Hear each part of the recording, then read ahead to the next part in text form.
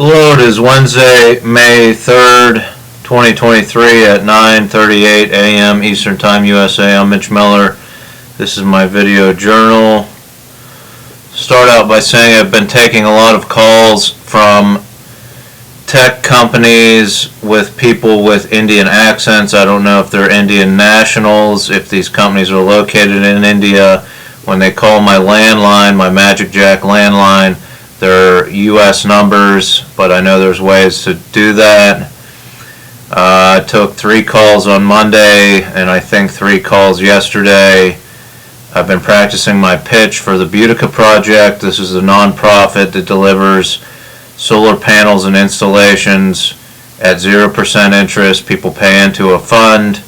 That fund pays for the installation of panels and the panels, and then people continue to pay into the fund as if it were a loan for the panels, but at 0% interest and very low risk. If they don't pay for more than 2 months, we come and take the panels and distribute them to the next people in the fund. So it's low risk, we won't ruin your credit score, 0% interest, so on and so forth. Phase 2 involves urban subsidization of green energy. We'll get to that in the fall, hopefully, and once we form the nonprofit. The details of the Boudica Project can be found on the Boudica tab on the trafnet.org website that I maintain.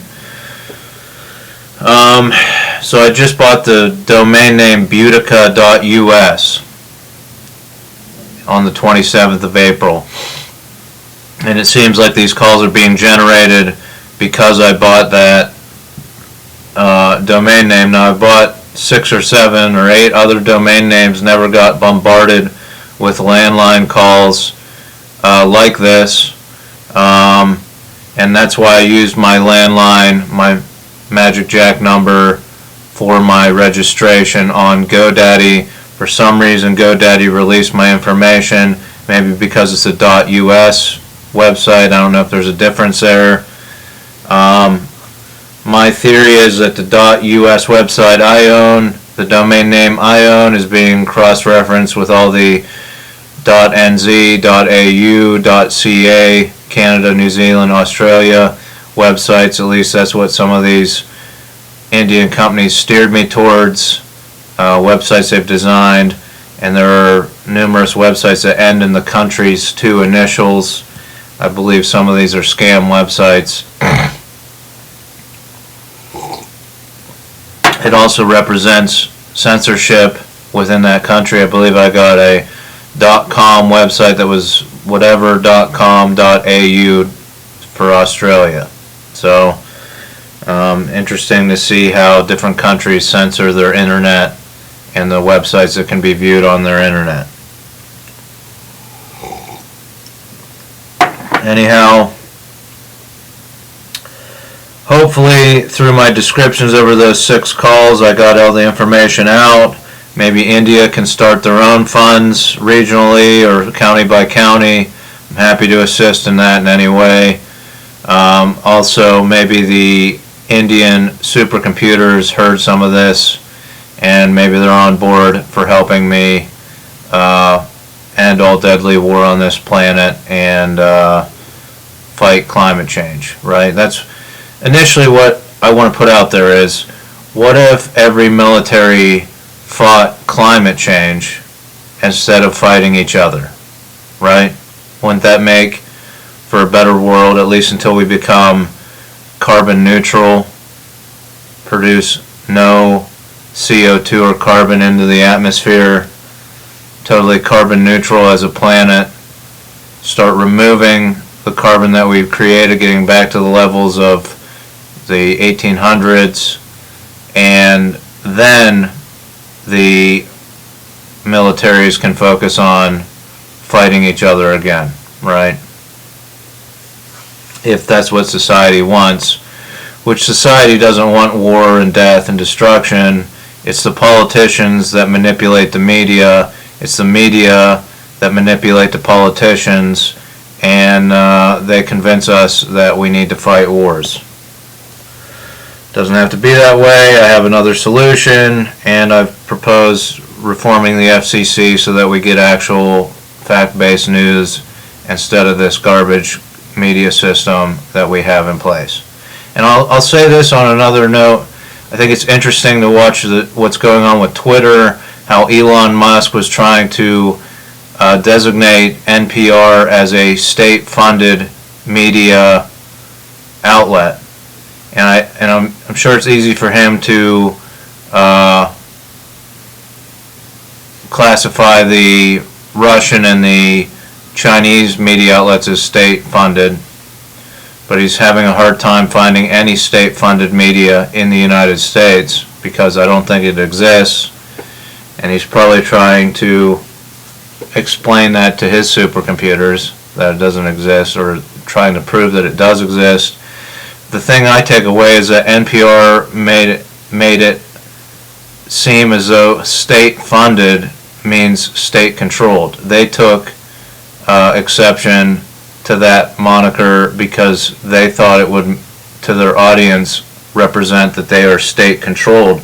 But just because media is state-funded doesn't mean that it's controlled by the government, right? We could put right in the founding documents of a state-funded media program, the main focus is to criticize every nuance of the federal, state, or local government, to provide facts and criticism as to every move that it makes, or at least to fully cover every decision of every lawmaker put out there on a fact-based basis.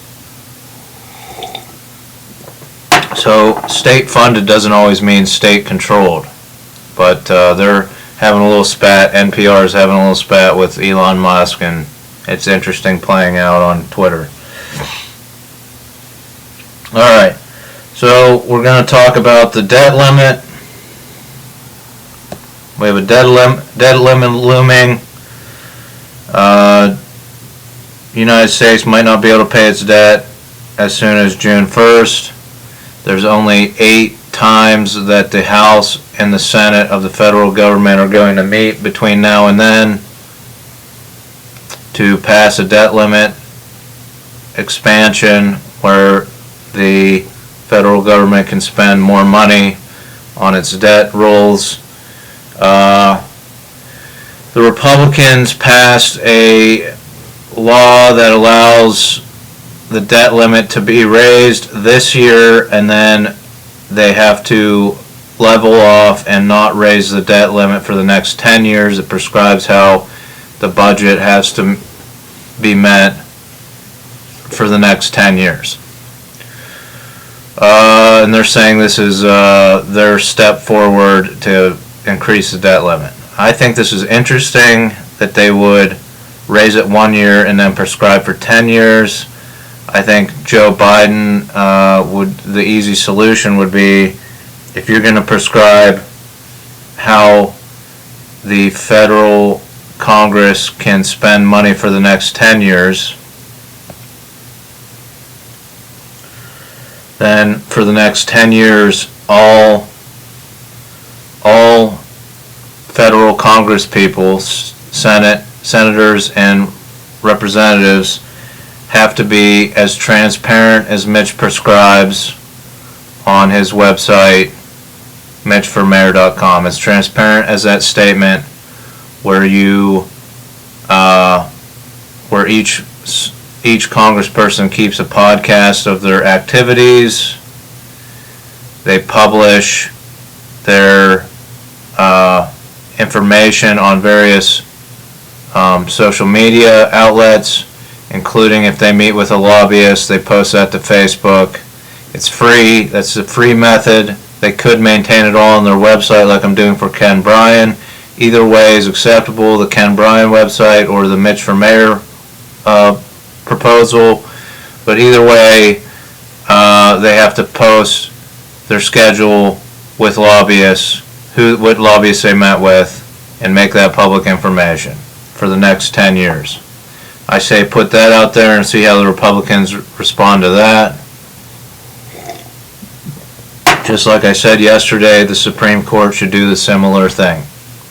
I'm partway through a season on my podcast. I'd like to just jump on my podcast and say the Supreme Court should challenge the federal government to be transparent.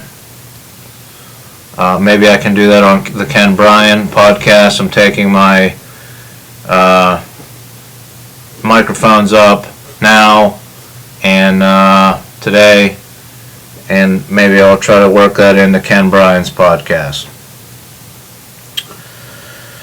I don't want to get off topic on too much on my current Black Hole podcast. So that's what I have to say about the debt limit.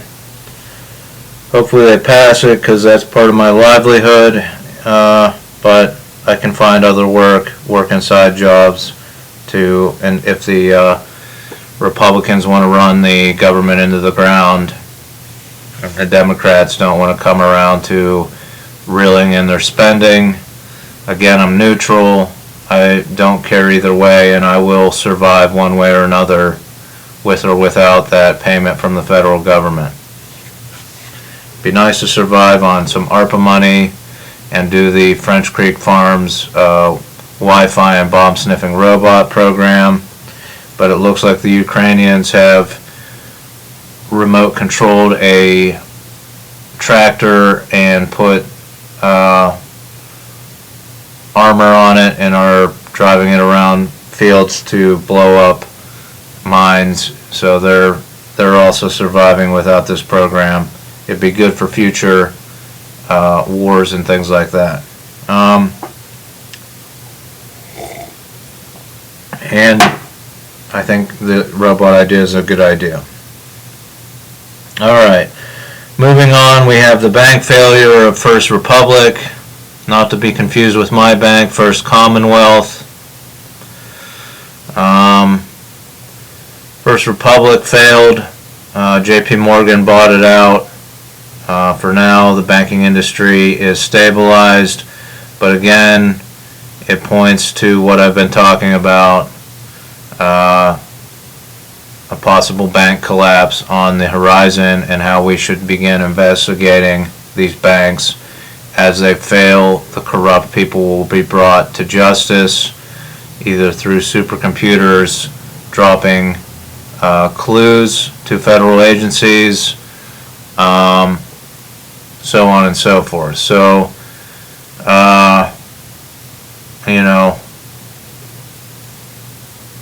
again, the way the economy is structured and the way things are structured, we have a huge correction coming up in the next years, as I've described, and that brings me to my next point: AI and broadband expansion, artificial intelligence and broadband expansion, right?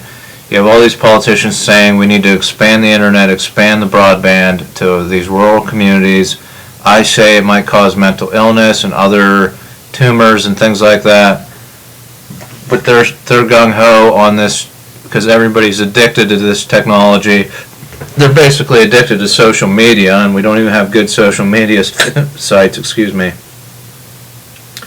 Right? They're not searching and getting facts and data and educating themselves, taking Harvard courses for free. Most of them are just posting pictures and surfing the internet. And we're expanding broadband to every corner of this country using wireless instead of wired internet. I'm fine with it if it's wired internet. And the big thing they're saying is it'll be so great for the economy. It's going to create so many jobs. It'll allow people, and it will allow people to work from home to a higher degree. But here's the thing: if you don't regulate how technology is going to be used, these billionaires, because of their egos, will literally, they're at their billionaire status.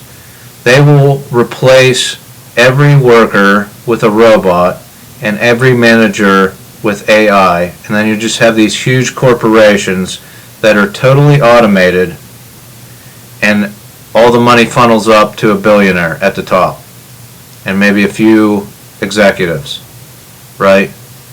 And how absurd does that corporate structure sound to you, where there's no jobs, right? And if you don't regulate it, and so you have to employ this many people, no matter how much technology you incorporate into your company, right? Something like that. So if you just had 200 mega corporations that were totally automated, and just all the money of the country went to a few billionaires, it sounds absurd. When we have the illusion that there's executives and managers getting paid highly paid jobs, technology workers, we're fine with the billionaires making billions of dollars. But if it just went straight to a billionaire through an automated system, I feel like more people would be against it. But they're going to do it just at a degree where nobody notices until everything's automated and there's only a few high-paying jobs left out there. Then we'll be struggling in minimum wage jobs and not have the expendable income to protest, to fight, to push for regulation. The billionaires can pay lobbyists to pay all the politicians to say it's fine, we'll just keep expanding broadband and it'll all solve itself, right? Or AI just takes over the entire company and eliminates the billionaire, and then we just have AI running companies, making money to, you know, who knows? It's, again, there's a correction coming up over the next 10 to 20 years, and how the government regulates industry is going to either stabilize the economy because there's good jobs, or destabilize the economy because only a few billionaires run totally automated companies. The problem is government works so slowly, they're not prepared to address AI issues, they're not prepared to regulate industry in this way, they're corrupt, they're getting paid off, and they are divided because of the media, which I'm trying to rectify both situations. They're divided so they don't pass anything. What they do pass does very little. Doesn't address the wide issues. So, I guess that's my point, is that that's why we need to have these forums like I talked about on the yacht on Operation Oligarch, where we can address AI. At least the military can step up and fund these forums for what it means for defense and military strategies to use robots in warfare and the ethics of that.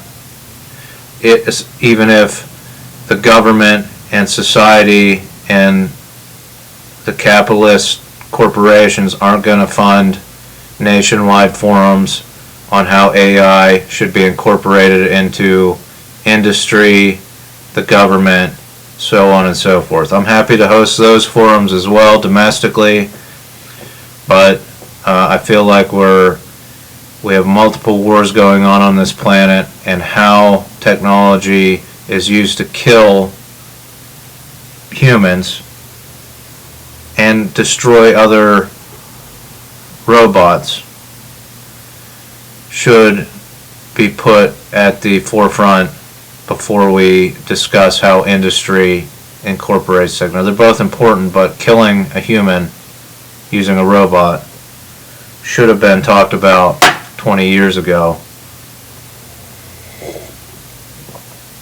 But it wasn't, and because even a jet fighter plane is basically a robot controlled by a human pilot. All the controls are servo motors and robotic arms and flaps and launch devices, so it is a giant robot controlled by a human operator in the cockpit.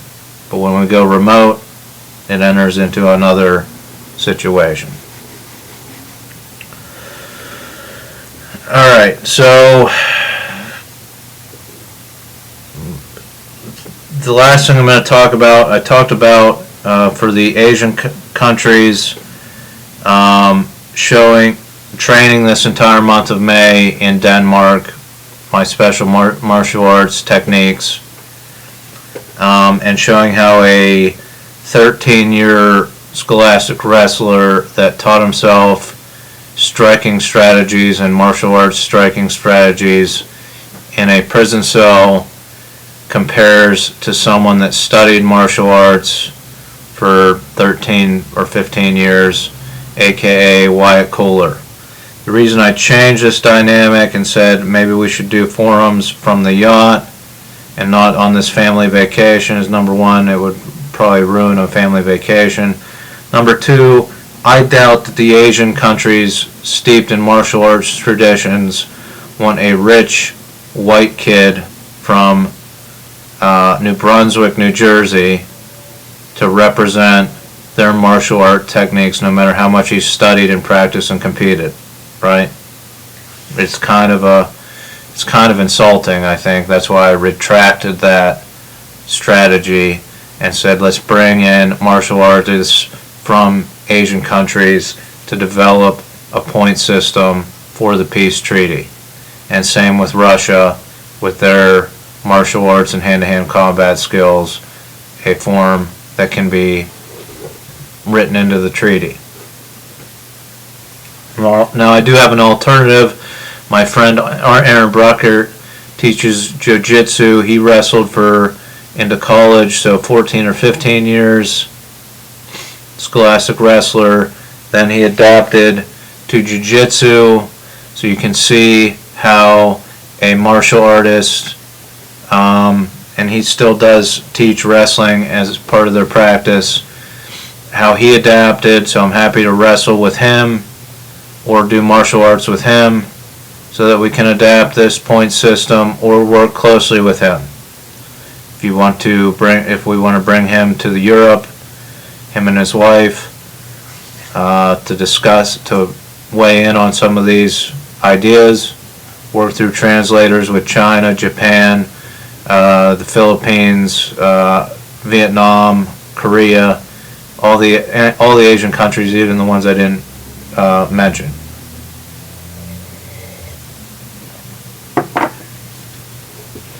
The other benefit of Ken Bryan being in on the program for Delivering Peace is that he never trained as a scholastic wrestler.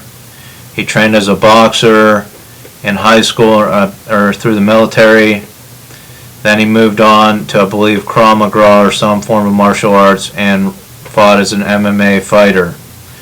So if you want to see someone taught in martial arts and boxing trying to adapt to scholastic wrestling rules, we can see that in effect. Although he says he's getting too old to do that kind of stuff, I'm sure he would do some demos, some mock matches, so we can see his tendency to strike or strike out or kick, how that affects, which would be illegal moves in scholastic wrestling, to see how he reacts to that.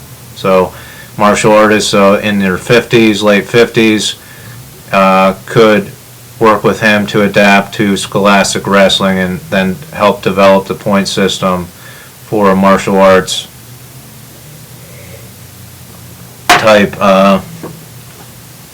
of situation. And we could even develop padded gis and things with through the dueling pistol company and non-lethal dueling pistol company. We could develop gis that have sensors that say when certain things when you got body strikes, when you strike certain parts of the body, as to develop the point system and bring technology into the fold. That's an option. Still working on the peace referendum, the peace treaty, and invite these countries to work with the people that I know. As I said, they're good people. and we can work to develop this peace treaty to a higher degree in Europe, and bring peace hopefully to Ukraine and Russia, and also Sudan, Syria, all of these nations that are resolving their disputes with bullets and rockets, Israel and Palestine. Let's bring peace everywhere. The last little note I'll make is that the Royal Wood, it doesn't look like Operation Oligarch's going to happen, right? And I prescribed that the ship that was in Barbuda should be brought to Virginia or Maryland, and my dad and I can load up the American wormy chestnut, the Royal Wood, to be made into stocks of these non-lethal dueling pistol prototypes developed by each military of Europe or any kingdom out there or government. And then that wood would be taken across the Atlantic to Thessaloniki on the ship. Now, I offhandedly challenged Emmanuel Macron to a dual wrestling match in his country of France. I proposed ways that his government could bring accountability to their banking sector and also their pension program. He's dealing with a lot of protesters. I said you could use this domestically. I'm happy to be the scapegoat and take the heat of your public and protesters that would want to resolve things in this way. I've not heard from Macron. I've not heard from any officials from France that say they want to move forward with this. I don't know if kings, kingdoms, governments around the world wrote to Macron about how we can distribute the Royal Wood at that military base in France. We can capture on 16mm film the match and use it to fight deepfake videos. These are all good programs, but it takes the courage of a leader such as France, the leader of France, to step forward and give me some legitimacy in the international and intelligence community rather than pushing through executive orders like some kind of dictator. So maybe the next thing I'll do when I get some free money, and this is again is what can happen if we have the freedom of speech stipend, is that I can develop a dictator Richard Potato shirt with Emmanuel Macron's face on it. All money raised from these shirts will go to a bail fund for protesters in France. But I don't have the startup capital to do this right away. So it'd be nice to get a stipend. It'd be nice to get that $230 from book sales.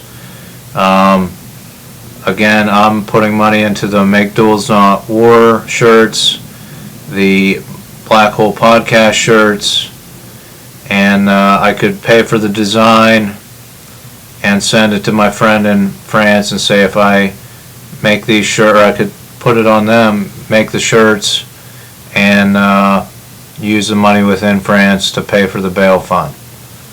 You can use my design. So maybe I'll go into that, send it via Stage 32.